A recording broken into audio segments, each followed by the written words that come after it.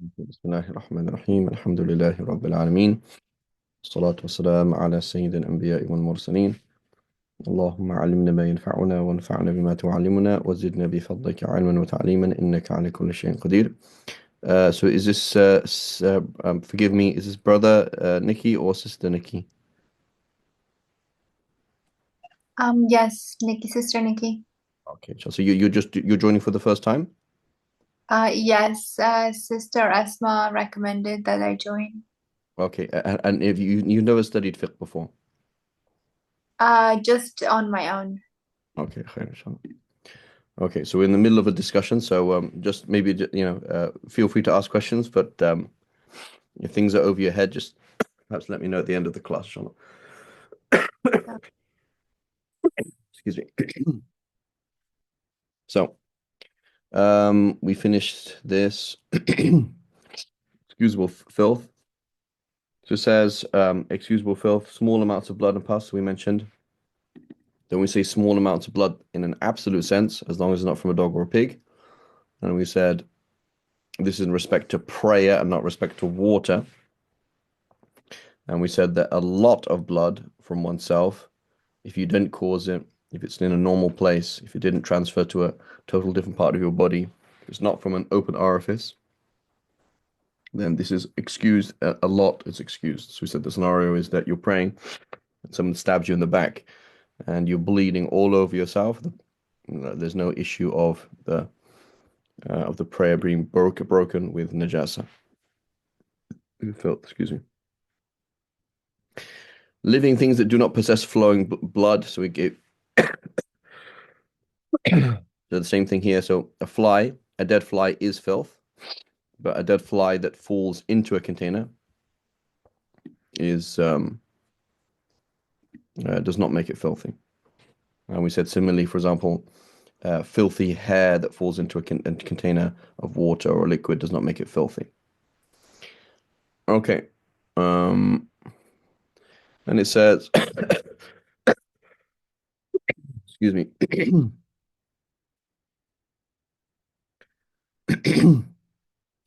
So it says, all animals are pure except for dogs, pigs, offspring of both of them, or just one of them. I believe we did this as well.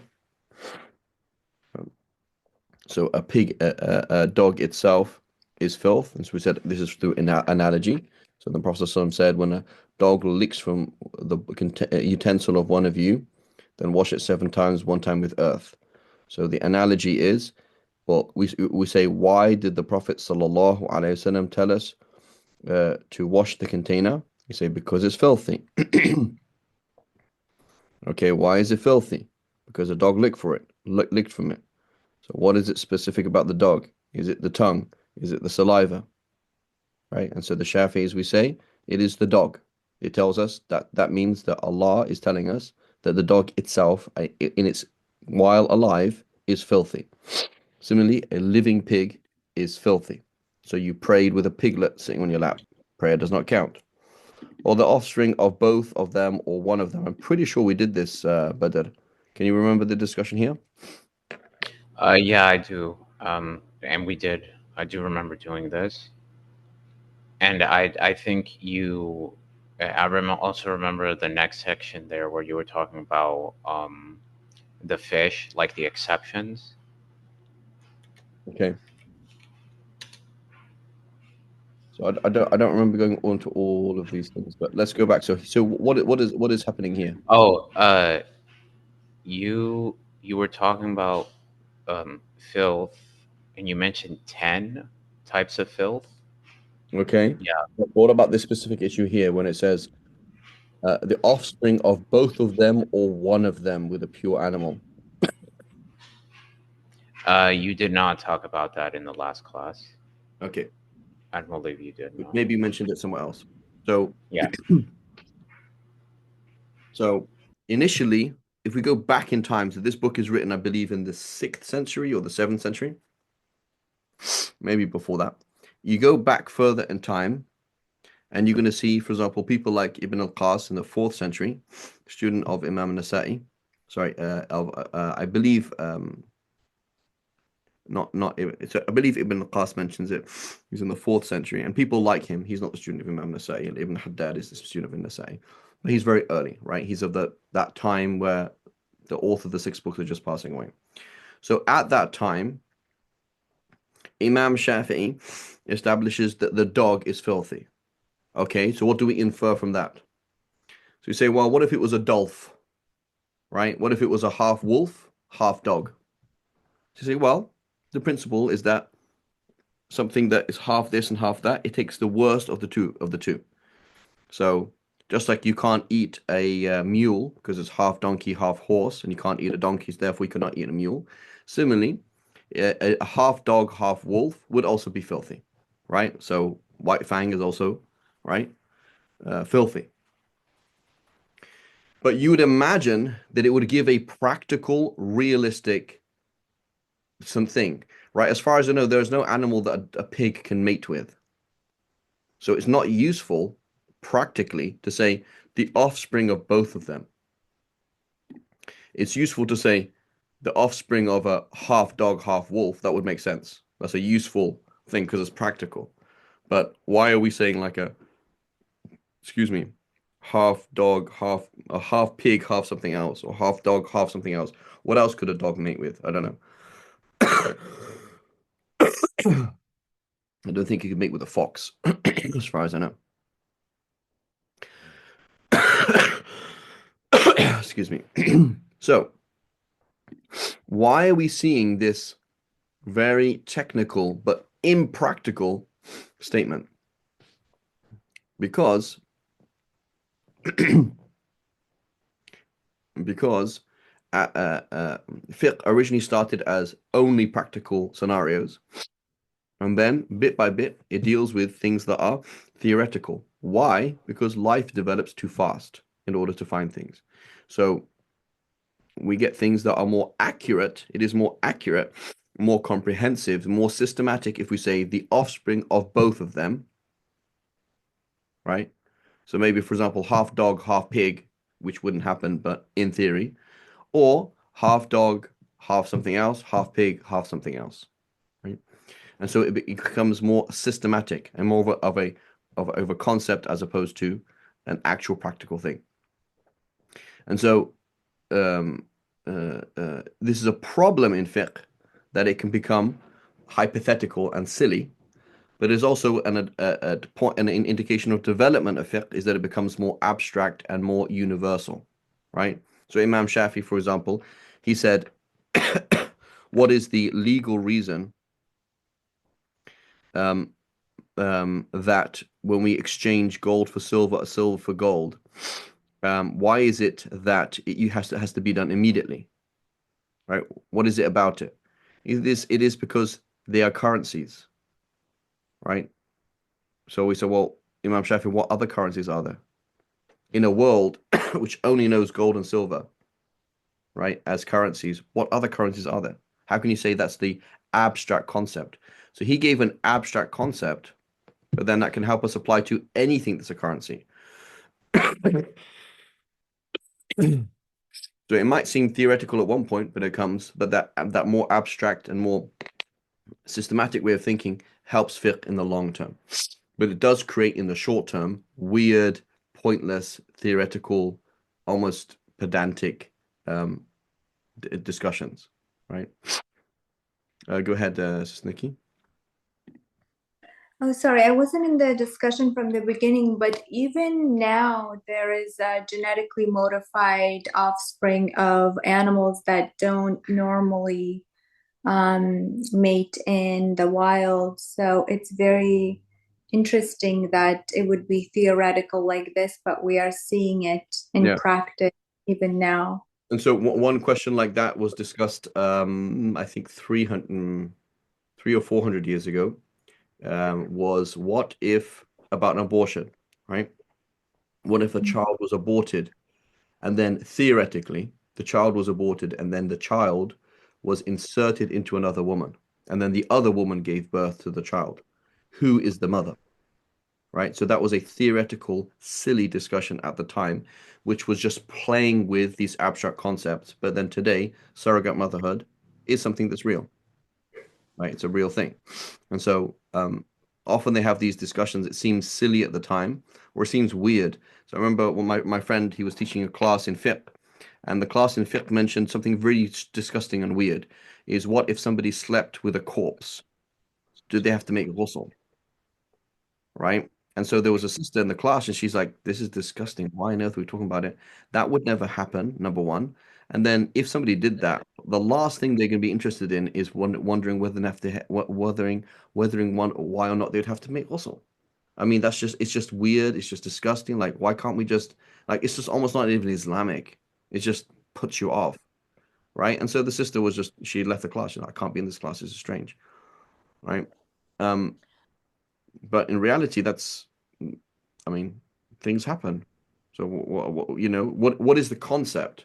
Like, is the concept that is it intercourse from this point of view, intercourse from that? But what is the actual legal reason, right? So they pinpoint it and they say, oh, by the way, yes, it applies to this, and say, okay, there we go. So Wow, sorry, what was the answer about the abortion scenario? I can't remember. I think it's the mother is the original mother is the mother, right? The biological, Genetic. yeah, yeah, genetic, if I remember correctly. But the point Thank is, you. at the time, you would laugh at them, right? So this is, you imagine some Christian look at laughing at these Muslims talking about something theoretical and silly. So look at them, they as if they have nothing else to talk about, right? And that can happen, but then actually it becomes practical, right? Often we think about things in an abstract way, and then we find things like that. Um, the periodic table, right? Periodic table in reality starts off with linguistics in ancient India. The concept of um, how the mouth works and how if this letter exists, this should be this, right? And so I can't remember the person who put together the periodic table. I can't remember his name now. The Russian scholar. Um, he was friends Mendeleev. Mendele, right? He was friends with a linguist, and this linguist had been privy to this concept of of identifying letters that the human mouth could make, even if it's not found in your language, right? And so for example, in Tajweed, when you study Tajweed, we know about the ba, that's the letter ba, and we know that the ba is what's called is voiced. So in principle, there could be an unvoiced ba, which is called a pa. So, you could actually explain to a scholar of Tajweed what a pa is, and they'd understand. They might not be able to pronounce it, but they were like, "Oh yeah, I understand what you're saying." So anyway, so Mendeley, so this idea of abstract and thing is kind of silly. Like, well, presumably there is an element like this, yeah, and then you found it. And if it were like this, it would have these qualities. Oh, and you found it. So this way of thinking is often pointless, pedantic, useless, and annoying. But occasionally, right, it is important, and in fact, it's actually necessary because if we don't think like this, you cannot catch up with the times. You can't solve problems, right? And so it's important to have to kind of think more than necessary in order to do the job of a scholar, right? So now somebody comes along and says, well, here's a half pig, half sheep. Can I eat it? And you say no, and it's this. You already have the answer. You don't have to research it, right? You don't have to research it. It's already there, right? So dead animals which cannot be slaughtered, which have not been slaughtered, are filth, except for fish, so you do not have to slaughter them. Locusts, you do not have to slaughter them. And human beings, right? So obviously you cannot eat a human being by default. Um, but a dead human being is not filth, right? A dead human being is not filth. So if you can imagine praying with a dead human being leaning against you, there's no blood, there's no urine, there's no this, no that, they're pure. The body itself is pure, right? A corpse is pure, right? It doesn't become filthy by dying. Similarly, locusts, right, which are kind of like large crickets, large grasshoppers. These are just edible. You can just eat them as they are. And then any fish, meaning any fully aquatic animal. So a dolphin, for example, is considered a fish. Um, a um, a walrus is not considered a fish, right? It's not fully aquatic. A whale is considered fish. A squid is considered fish. Prawns are considered fish, right? Any kind of fully aquatic animals. So semi-aquatic, like crabs. I think the river crabs. I'm not sure if that's the right term for them, but some crabs, for example, they can live on the ground, live on land. These are not, or alligators and things like that. These are not. These are not considered fish. Okay, removing filth. So it says you so here we go.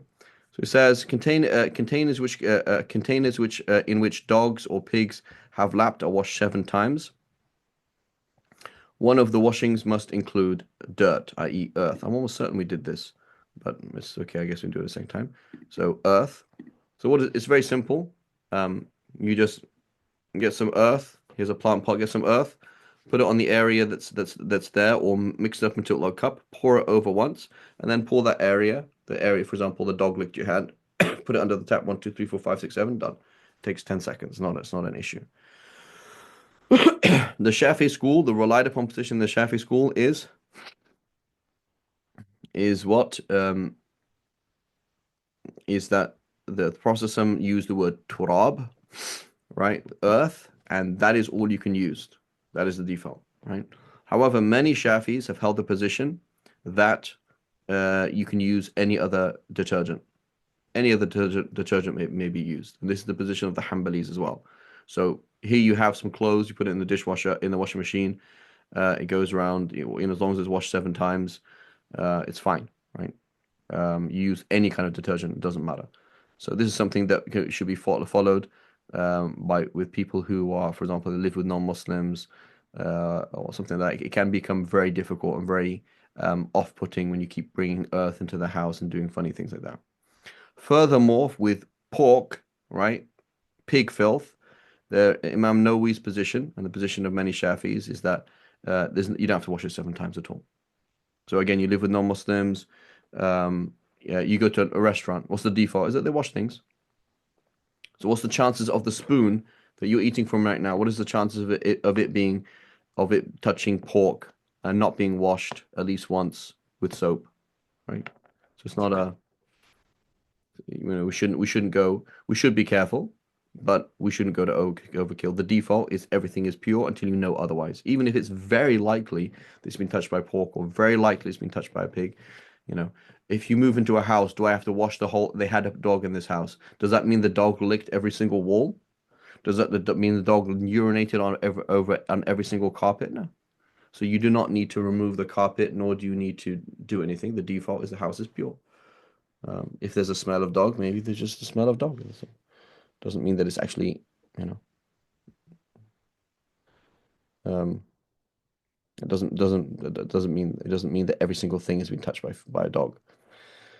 And again, we mentioned this many times. When we had some of you may have seen the answer today. Um,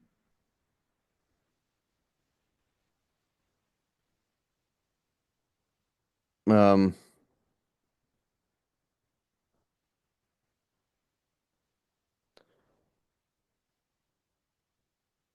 um, or is it answer today? Today, I'll just read it briefly. I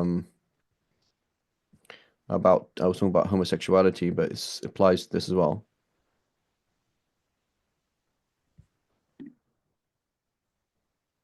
So I said, we should always remember that we worship Allah alone. We do not worship culture, traditions, social norms, or taboos, right? So the work of our beloved Prophet sallallahu alaihi wasallam the work did on the pagan taboo-centric Arabs was to take them out of worship of idols, social norms, and taboos and bring them squarely into the presence of one indomitable God who does not share any of his moral authority and godhood with anyone or anything else. Whenever cultural taboos and social mores begin to compete with Allah's moral authority, they should be broken just as the idols were broken around the Kaaba. Right? So many people, like I lived in the Arab world, like dogs are considered like taboo. Like saying the word dog is like saying a cuss word. You said a bad word, right? Donkeys as well, right? They're just looked at in a certain way. And so, like I remember, working on a textbook in English, that was going to be used by kids in a school, you can have a picture of a woman without hijab, but you can't have a picture of a dog. So it doesn't make any sense. It's not based on deen. That's just, one thing is morally acceptable apparently, and the other one is not. So this is issue of taboo. This is an issue like, oh my God, a dog is bad, a dog is scary, a dog is this. I don't know what it is, right? And so, there's nothing wrong with dogs. Allah subhanahu wa ta'ala talks about dogs in the Quran. Allah subhanahu wa ta'ala tells us we can use dogs to, for hunting. The Prophet ﷺ, mentioned the story of the prostitute, may Allah protect us, who was forgiven because she fed the dog, right? So, there's nothing wrong with dogs. It's just that Allah has told us to wash it. If they lick your hand or you lick something, wash it 7 times, 1 time with earth, that's all. It doesn't make a dog evil, right? It doesn't make a dog evil.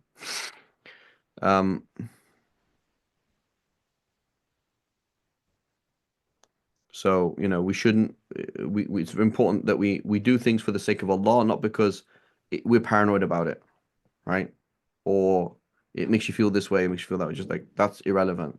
That's nothing, that's not Allah, right? So if you think about, uh, um, like there's a lot in what Freud said about taboos. I have his book Totem and Taboo, and obviously his concept about like Allah is being what is it uh you know Allah is just a kind of like a very very deep and complex um kind of emotional scar, a complex that you have in your head, right? uh there's truth in it, right? It's not true, but there's truth in it, right? So Allah is not the complex that you have in your head, but there are many complices, whatever the word is, complexes that we superimpose on Allah, and you could create your own God out of it. So your fears and hopes and expectations you build into this character in your head, or you superimpose on your relationship with Allah subhanahu wa ta'ala, right? So there's a difference there. Right? There's Allah, and then there is the way that you started to treat him based on all these things that are in your head, right? Which is not true. Like Allah is the angry Quran teacher. Allah is the father that you always want to impress, but you couldn't, right? Allah is, I don't know what it is. Like you could very easily, superimpose, create this thing in your head. And so there's truth in that, right? There's a lot of truth in what he said, particularly about taboos and all these things. And so this is not, we have to identify it and purify our iman and purify our ibad. I was like, I'm not doing this because it feels awkward. I'm doing this because Allah wants me to do it. I'm doing it for this reason, I'm doing it for that reason. There's a big difference between culture or your personal way that you see things versus doing something for the sake of Allah. It's not the same thing. Okay, other types of filth are washed once. So one wash is sufficient, even without intention, but washing 3 times is better.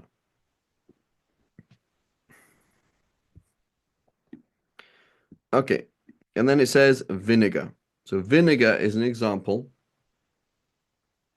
of an exception to the rule, is that filth does not become pure. Filth does not become pure. All right, go ahead, Badr. Um, you might have answered this before, but I'm curious. In fiqh, what is defined as washing something once? Like, what is an integral of washing something once? Because Yeah, so they'll mention that, for example, in a pond or something like that. If you move it side to side, that would be enough. okay. So, for example, there's some murky water next to a stream, a dog just licked your foot. You put your foot in the stream, shake it from corner to corner, 1, 2, 3, 4, 5, 6, 7, done. That's called washing. Okay, so that's why you said the cycles in the washing machine count as like washing it multiple times. Yeah. So with the cycles, that issue, one brother he contacted me, and I just replied to him privately because I didn't have a whole discussion. He's saying it's not. It's like there's an issue of it if there's flowing water and that whole like the whole thing of flowing water is 216 liters, it's fine. But if it's like a bucket, like if you got a bucket of water, right? Let's say I got a sock that dog licked. I put it in a bucket of water, okay, and then I poured water over it. That's one wash. Hmm. But the issue with a pond or a stream or a large, bathtub is that it's 216 liters. So now it's a large body of water, so it doesn't become used. So by shaking it about, it becomes a new wash. Yeah. With a lot small amount of water, it wouldn't be like that. So I was just discussing with him just privately. He's like, is it the same as a bucket? So like if you got that, I got my sock and I just fill it with water. So now that sock has been washed once, and that water that's over that sock is like whatever percentage less filthy, but it is filthy. So that's not, you can't just shake it to back and forward. That's not enough. Okay. Uh-huh. Now, in reality, we have a position in the school that many scholars adopted, like Imam Ghazali and others, which is there's no such thing as a large amount of water and a small amount of water. So based on that, you could just have a bucket of water and just shake it back and forward, and that's it. So Hmm. there is a way out if that happened, for example. Uh, Yeah. Yeah. but the relied upon position is no, that's not enough. It's got to be a large. You could only do that with a large amount of water. Small amount of water, you'd pour it over it. So you have, for example, the dog licked your hand. You have small amount of water. You just pour a little bit of your hand. That's one. Pour another one, two, three, four, five, six, seven, like that. Just pour little bits at a time. So the water coming to it is considered one wash. Yeah. Yeah. Okay. So vinegar is a discussion here of how can filth turn into something pure. So filth can turn into something pure by one of three ways, right? And it's not considered analogous for us in the Shafi school. For the Hanafis, it is analogous, right? It's something that's analogous, meaning they say whenever filth changes reality, then it's a new reality and it has a new hukum in the Sharia. Simple as that. Like it's not the same thing, so therefore, um, um, you know, so for us, we don't say that. So when something changes reality, its nature does changes. It doesn't become pure. For the Hanafis, it does, right? For which reason, one of my teachers, he had in his master's thesis, he wrote something on gelatin. Yeah, so he's saying gelatin is pure, right? I don't believe that all Hanafis agree on that, but he said it's pure. Right? It's not. Gelatin is not a pig. Gelatin is not a cow. It's not the same thing at all. It's not the meat of a cow. It's not like that. It's different. And I don't know if he finally adopted that position, but at least he wrote a whole essay on that. Similarly, monodiglycerides, right? So if you look up monodiglycerides, you don't, in England, it's quite easy to find, edible, find out is it halal or not because they always have the V sign for vegetarian. It's easy. It's in England. In America, it's not such a big thing. Vegetarian is not a big thing. They don't even know there's between vegetarian and vegan, right? They don't really kind of make a distinction. Um, so it's kind of harder to find. So monodiglycerides are a very normal, common thing to have, particularly in desserts. It gives kind of a thickness to the ice cream, thickness to the cream, whatever is being used, right? Mono and diglycerides. So it can be from vegetable fats or it can be from animal fats, right? And so, I was speaking to one Hanafi and he's like, yeah, monodiglycerides are definitely what they call istihala. It has changed hal. It's changed nature. Like you got the pig meat from fat from a pig or from a cow, whether it's halal or haram, it doesn't matter. And then it changes once. I think it changes three times to become monodiglycerides. You can look it up, the process of making. So it is not a dead pig, right? It's not a dead cow. It is not a fried pork. It is not this or that. It's something that is different. So for the Hanafis, they say, yeah, that's pure. For us, it's not pure, right? In the Shafi school, monodiglycerides, if it's not vegetarian, nor is it from halal source, then it's not pure. You can't eat it. Um, Whereas for the Hanafis, they say, no, it changed nature, right? So for the Shafis, we say things when they change nature, that's not enough. It has to be specifically one of three things: alcohol, right? Becoming acetic acid, i.e., vinegar, right? And perhaps somebody could bring up the chemical formula, right? So you get glucose, which becomes ethanol, which becomes acetic acid. That's the system, right? glucose through, I think, anaerobic, whatever, something happening. I don't know much about chemistry. But you get the sugar, basically, a sugar, the glucose, that changes to alcohol, and the alcohol changes to acetic acid, right? Vinegar.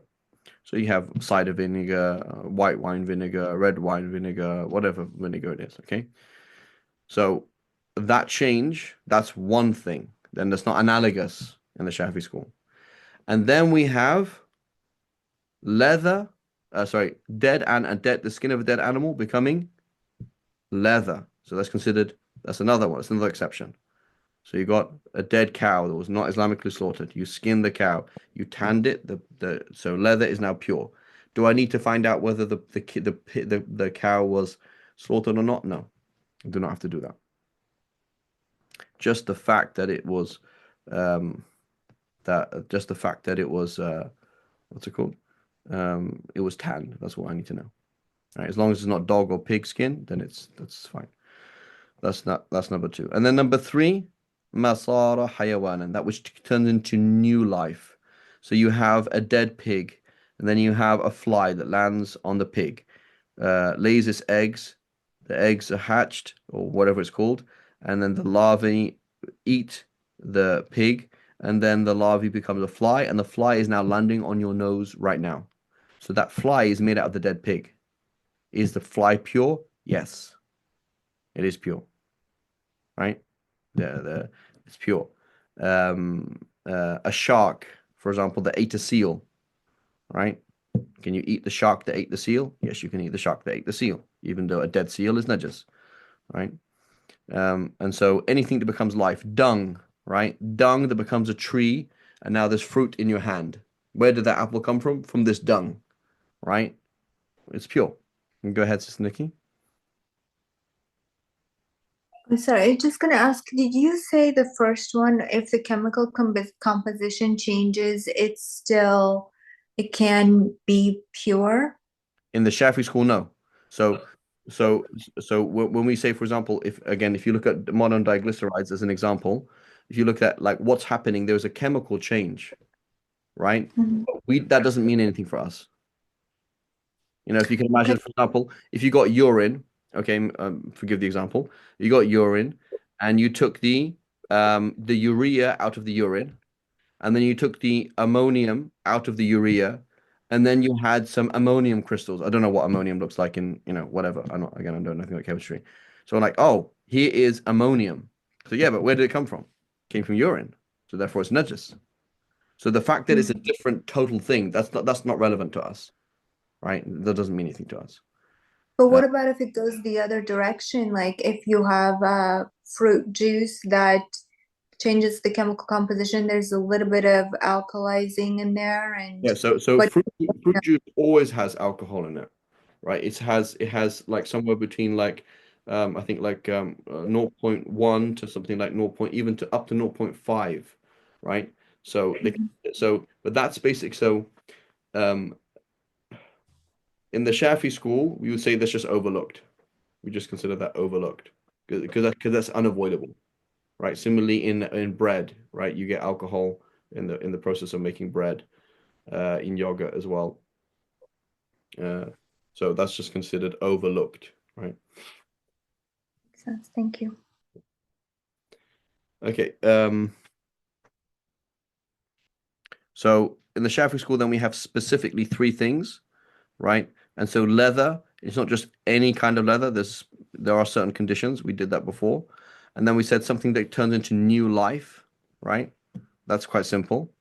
And then we have again evidence for that in the Shafi school. We can eat a hyena, and we know that hyena eats carrion.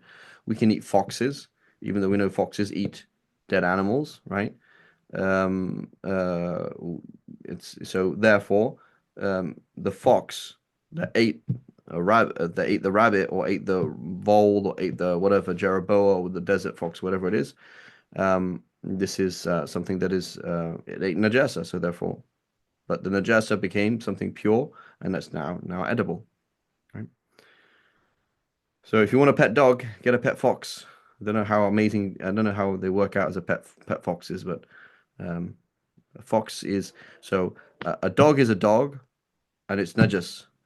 A wolf is a wolf, and it is pure, but you can't eat it. And a fox is a fox, and it is if in the Shafi school, a fox and a rabbit are the same category of animal, right? It's edible animal. You can eat a fox. Um, okay. Oh, why is the fox in the same category as a rabbit? I honestly don't know. Why is it the same category as a rabbit? I don't know. So the hyena. There's a hadith in Sahih Muslim concerning that. Um, Hmm. the fox specifically, I'm not sure why. Where the analogy is and how it works. I have to look it up. Can you remind me the hyena? I know it was because the hyena is an animal that's in So uh it's basically because of the hadith. There is a hadith. They asked Sayyidina Jabir, is a hyena, is it halal? Is it a halal animal to eat and hunt and eat? And he said yes. And so they used to do it. It was a thing that they used to do, right? The ancient Egyptians, they used to fatten up hyenas for feasts and things like that. Um, they asked Jeb, and he said yes. And they said, did the Prophet ﷺ say that? He said yes. Right. So mhm. perhaps there's some kind of analogy between a fox and a hyena. I don't know. Allah alam. Off the top of my head, I don't know the exact evidence, but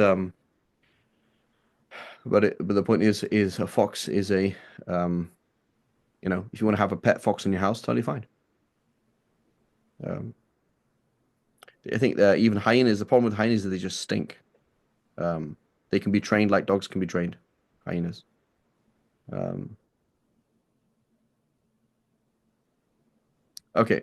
So when we say wine, we mean ethanol, right? So wine or cider or beer. I don't know if you can make beer. Can you make vinegar out of beer? I don't know. Whiskey. Could you get whiskey and change it into vinegar? I have no idea. But the point is, any alcohol, right, can turn into, in principle, can turn into acetic acid, i.e., vinegar. Right? It becomes pure when it turns into vinegar on its own. Okay, what's happening here? Here, the Shafi'is are trying to put in different hadiths together. So we know that the Prophet praised vinegar. We know the Prophet consumed vinegar.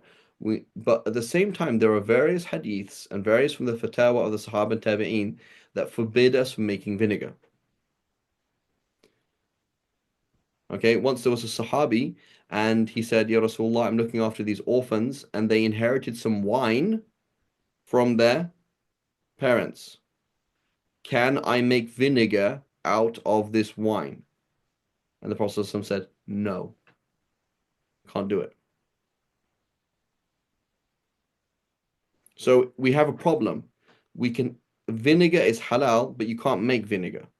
So how does that work? So the Shafis, they say, aha, it's like this. When wine changes to vinegar or apple cider vinegar, apple cider turns to apple cider vinegar, what's happening? It becomes pure, and the container becomes pure by necessity, right? So the container was filthy before, but now it's pure. The issue is then you can't put anything in it. So if you, for example, put some kind of vegetables in it, or you put some herbs into it, or you put a mesh, right? Imagine that you're going to make vinegar on a kind of industrial level. You want to make sure that the enzymes that help it change will be mixed with it. So you're going to put something in there in a mesh, and so the Shafis say no. What's happened then is the vinegar became pure, but the mesh was unnecessary, and that was filthy. So then when the vinegar became pure, the mesh that was in it, or the onions that were in it, or the herbs that were in it, or whatever you put in it, they made the vinegar najis again. So you can't do that. So basically you have to kind of let it do its own thing. So put it in a container. You could put it in and out of different temperature. You could cover it. You could do this. You could do that. But you can't put anything in it. It has to become vinegar by itself. That's how the Shafi'is and also the Hanbalis kind of analyze it. The Hanafis, they look at it in a very different way. They say it's not like that.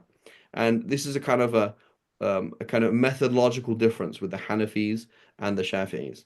The Shafis are kind of looking at the primary text and trying to put them together.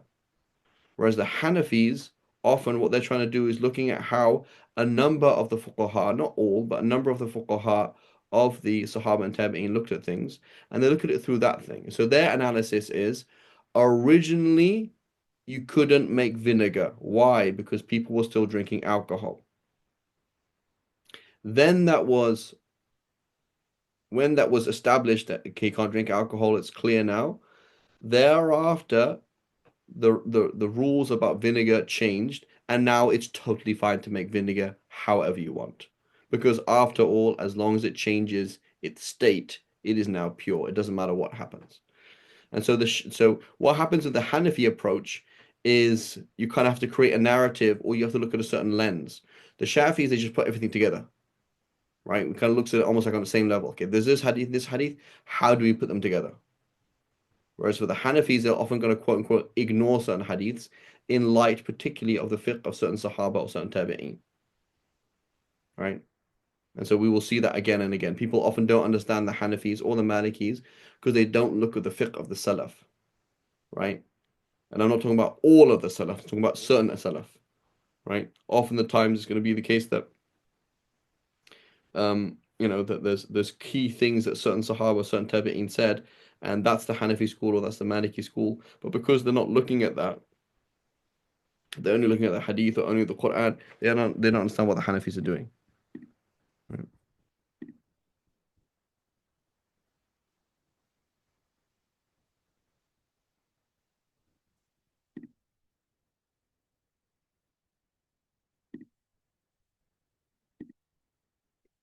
Okay.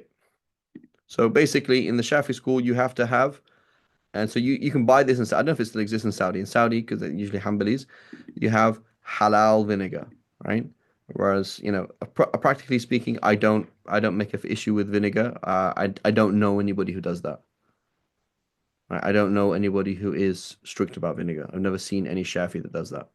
I think everybody just is kind of chill. But the Shafi school, in principle, is vinegar was once alcohol, right? And so we have to make sure that it's pure. Um, it's possible to look at another way, right? Which is say vinegar was once alcohol, and we know that it's changed into vinegar, and it's possible that something was added. Therefore, we don't have to even check, right? Which is possible as well. But just practically speaking, I've never heard of any Shafi'i who is kind of particularly careful about where the vinegar comes from or anything. Okay, it does not become pure if it turns into vinegar because of a foreign substance that has been added to it. Right? You can't add something inside it. Menstruation and postnatal bleeding.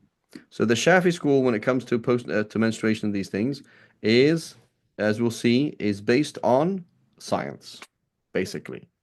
So, if you are a gynecologist or if you're familiar with these things, there are certain issues that started scratching your head. For example, we say in the Shafi school that a pregnant woman can menstruate, right? A pregnant woman can menstruate, which obviously has some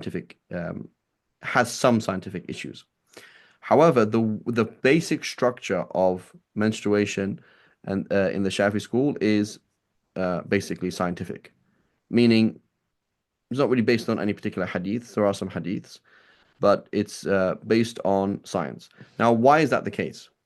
That is the case because, as we've mentioned before, the default with the definition of anything is that a definition of something will. So the Sharia has spoken about menstruating, has told us about menstruating to do with divorce, to do with praying, to do with fasting, etc. But the Sharia hasn't really defined many of these things, and so if the Sharia doesn't define it, what is the next stage? Is the Arabic language.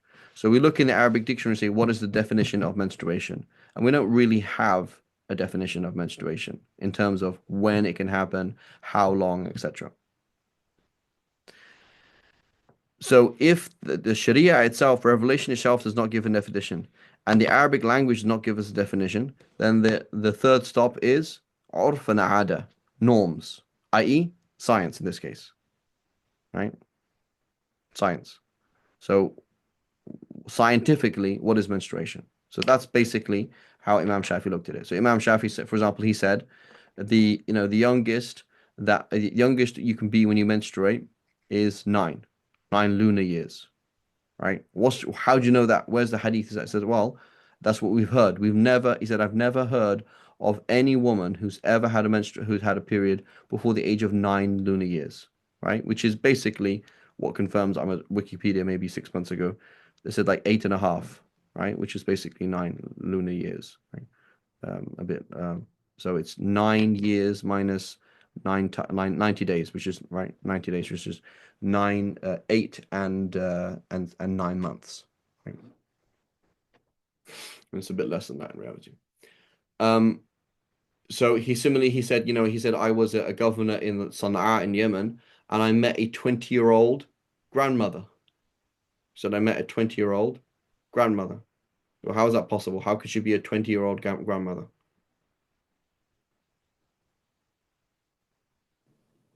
Because she had a daughter at 9 and her daughter had a daughter at 9. There we go. Right. So she's a 20-year-old grandmother. Right. But he said, he said, we've never heard of younger than that. Okay. So therefore, it doesn't exist. That's the basic picture. Um, Similarly, he said, so he said, for example, that there's no upper limit. Like we've heard of women who go through menopause, and we've heard of women who do not go through menopause. So there's no upper limit. Like you don't say, oh, after this stage, there is, at the age of this is not considered menstruation. In the Hanbali school, they have that. It's either 50 or 60. At the age of 50 or 60, that's it. It's not considered menstruation anymore. Whereas in the Shafi school, if you're menstruating. So the youngest it can happen is about 8 and 9 lunar years. The longest they can last is 2 weeks, right? 14 days. So, sorry, 15 days, right? 15 days, which is half the month. Now, that has some basis in the hadith, right? In the hadith, the Prophet ﷺ, he said, a woman, for example, half of the month she doesn't pray. That means 15 days, right? Maximum could be 15 days. So the maximum that the month could be is 30 days, and so half of that is 15 days. But again, why is he saying 15 days? He says because we've seen women, right? It is not just it is not there's not a woman have a problem, but we've seen women who menstruate for 15 days or 14 days or 13 days on a regular basis. So he said, therefore, it's normal. That's not considered something else. Similarly, what is the minimum amount of bleeding? He said there are some people who menstruate for 1 day. That is how they menstruate. So that happens, right? The Hanafis, they say a minimum of 3 days. Imam Shafi said, well, here is our research, and we've heard of people who menstruate for 1 day a month. That's it. In their cycle, they menstruate for 1 day. And so therefore, you could have a menstruation of just 1 day, right? And then the maximum then between the menstruations is 15 days. So therefore, your minimum cycle in the Shafi school could actually be 16 days. You menstruate for 1 day, you pure for 15 days, you menstruate for 1 day, and that can happen, right? And it could be your cycle could be 40 days or 80 days or whatever. It doesn't matter how long it is. But the minimum, maximum, early, etc. All of these things are basically based on field research, right? Primitive gynecology, basically. So what I'm trying to say is, this is not for our class, but for a serious student of knowledge, and a serious gynecologist to come along and say, well, what about this? There's room for it in the Shafi school because the Shafi school is based on gynecology, whereas there isn't room in perhaps or in some other discussions, right? So we say scientifically the reason why the Shafis say that a woman can menstruate while being pregnant is because they've seen it. But again, you could come along and say that's not menstruation, that's something else, right? Usually if a woman was menstruating during pregnancy, that's a sign of a miscarriage, right? The sign of something that's not very good. Is it that simple? Allahu alam, I don't know. I'm not a gynecologist. But the point is, in principle, it's based on gynecology. So therefore, is a place for science to come along and change it, right? So we have to understand there are certain discussions that are based on science, in which case science can come along and change it. They are based on a particular hadith. Therefore, the criticism of that particular hadith could change it. And there are discussions that have nothing to do with this, nothing to do with that. And therefore, bringing up, oh, there's this hadith or this scientific thing, it's irrelevant, right? That's irrelevant. We're not even talking about that. So somebody's saying, well, actually, dogs, the saliva of a dog actually has enzymes that are good for healing cuts. That has nothing to do with the discussion about whether or not you have to wash the bowl 7 times or not. It has nothing to do with anything. Okay, go ahead, Sister Nikki. Oh, I was just going to ask about the 20-year-old grandmother. If maybe I'm doing the calculation wrong, but if she had a child when she was 9, she would have to have been, pregnant earlier. So that means the menstruation starts earlier, like 8 years old, or maybe even So she, earlier than that. so she got married at 9, right? Mhm. And she got married at 9. Therefore, she was old enough. She got married at 9, or at least she conceived at 9. And that means that she was old enough to menstruate, but then she perhaps didn't menstruate because she was pregnant. And then she gave birth 9 months later, so it's now 9 and 9 months. Then her daughter is born and is now 18. Yeah, it should be okay. It should make sense. Okay. Yeah, I did my calculation wrong. yeah. What I'm trying to say is basically he's trying to say is this is what we have seen. And so he's just working as a primitive gynecologist. Like we have heard of women doing this and this, therefore that is what it is, right? As opposed to it's based on a hadith or it's based on a fatwa of this or it's based on a verse of the Quran, right? So, for example, minimum pregnancy, right? The minimum pregnancy is based on a verse of the Quran. So a man gets married and his wife gives birth 5 months later. Okay, the baby's full, totally normal, like full term.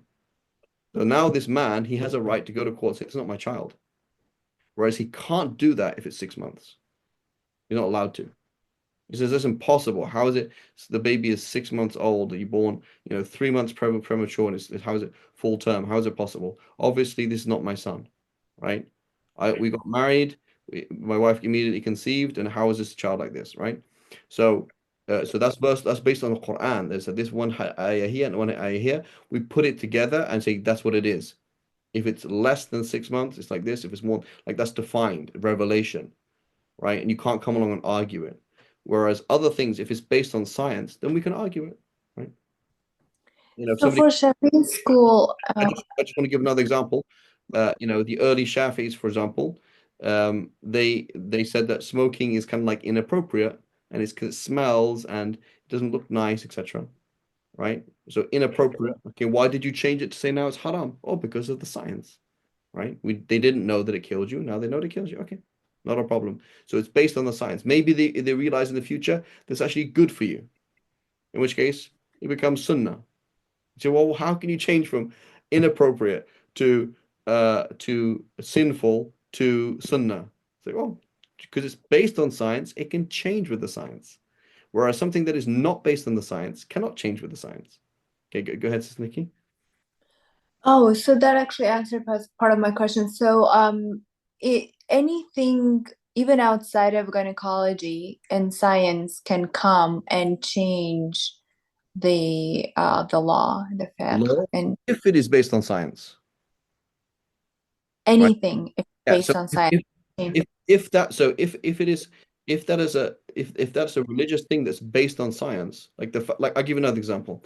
Imam Shafi'i, he said, if water sits in the sun in a metallic container in a very, very hot place, right? Kind of equatorial zones, and there is then it is makruh to use this on your body. And he said, why? Because I fear that it could cause leprosy.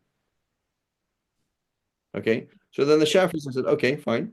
The issue is that there's a issue of concern, and Ibn Nafis, right, the doctor, he's a Shafi'i, the one who discovered the circulatory system. He said, yes, that makes scientific sense. There could well be a connection between the metallic whatever uh, residue in the water and leprosy. Yes, it's connected. So the Shafi'is, they said, okay, it's makruh to use it because there's fear of leprosy. Any animal that can't get leprosy, it's okay to use it for that person. Similarly, you could wash your clothes with it because you don't get your clothes don't get leprosy, etc. Imam Nawawi comes along and he says there is no scientific evidence for that.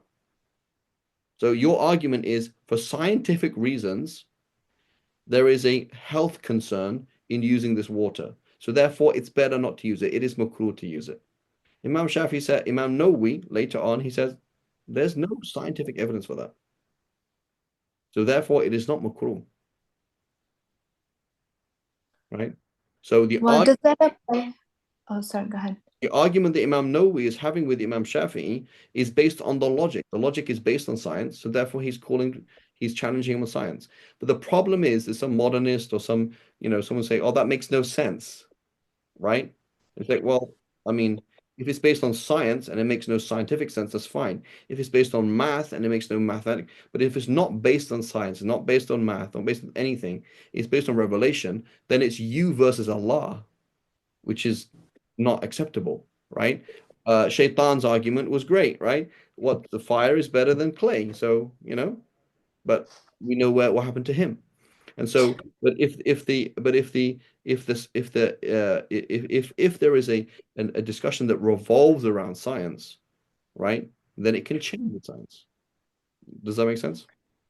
Yes, but we can argue that, I think you answered my question partially, but we can argue that anything can be based on science and we can explain scientifically. But I think what you were saying is that as long as it's outside of revelation, outside of Quran, then science can explain, and if it makes sense, then it can pass, right? Yes. The point is, if the scholar was using science to establish it, that's the point. So the concept is there. Doing something that may result in harm is makruh. That's the Sharia concept. Now it's being Mhm. applied specifically to the scenario of using water of this to nature on someone's skin. And the logic is there is actual possible harm and it could cause leprosy. So now we're going to change it. Say, well, if that's not the case, yes. If it is the case, so if that is the case, yes. If that is not the case, no. It will change um, based on the science. But if the logic is not based on science, then there's no place for science to come along and change it. So original ruling, if that's not based on science. Exactly. So if the original ruling is not based Mhm. on science, then why you can't even change it then? Because that's not even what we're talking about. So the example I gave was the dog. You say, well, I mean, what's the difference between a dog and a wolf, right? I mean, so we say there is a difference between a dog and a wolf. Okay, what is the difference between a dog and a wolf? Say, well, in the Arabs they call that a wolf. They call this called a dog. So the first stop is revelation. The second stop is Arabic language, and they say this is a dog and this is a wolf. So it's not the same thing. Okay, the third stop then is Orf and Ada, how things normally work, what is the science behind it, etc., etc., etc., etc. Right? If you want to do analogy, there's something else. But the hadith that talks about a dog is not talking about a wolf because they are not considered the same thing in the Arabic language. And the Arabic language is the primary source for us to understand revelation. Right? And so somebody come along and saying, well, scientifically, they're basically the same thing. Give me a break, bro. That's not really, you know, that doesn't. Or you say, oh, that makes no sense because there's actually more diseases applied to hyenas than to dogs. You say, well, that's fine, but here's a hadith that tells us that if a dog licks from a bowl, you have to wash it 7 times, so therefore the dog can't be edible and can't be pure. And here's a hadith, at least for the Shafis, right? Again, it's not agreed upon, but at least for the Shafis say, yeah, here's a hadith. It's in Sahih Bukhari, Sahih Muslim, and it tells us that you can eat a hyena. You can't come along and say scientifically that doesn't make sense because I didn't base it on science. I based it on revelation. That makes sense. Okay. Although that does make sense scientifically too. What, you could eat a hyena? That they are just scientifically purer than dogs, Yeah. only because like when you But the point breed. is, the point is that whether or not it agrees with some aspects of science, that is not the basis. So therefore, Right, it's not even relevant. So whether it agrees or disagrees is irrelevant, right? It's just it's an irrelevance, right? makes sense. As opposed to as opposed to critical reception of an argument. Imam Shafi, Imam so and so, offers an argument, and you say, okay, instead of just copying the conclusion, you said, what was your thought process, and being part of that thought process. This is what we have in a madhab, right? A madhab is then you are part of a thought process and you engage in that thought process. So that scholar was saying something, and you like, okay, I know what's going on, and you engage in that thought process, as opposed to, oh, the conclusion is this, and I have no idea why you said it, and therefore it's applied, even if it's right or wrong. Like that's not correct. Okay, inshallah, we have to stop here because we're running out of time. Um, okay, so we'll come back to this inshallah next week. Wa sallallahu ala sayyidina Muhammad wa ala alihi wa sahbihi wa sallam.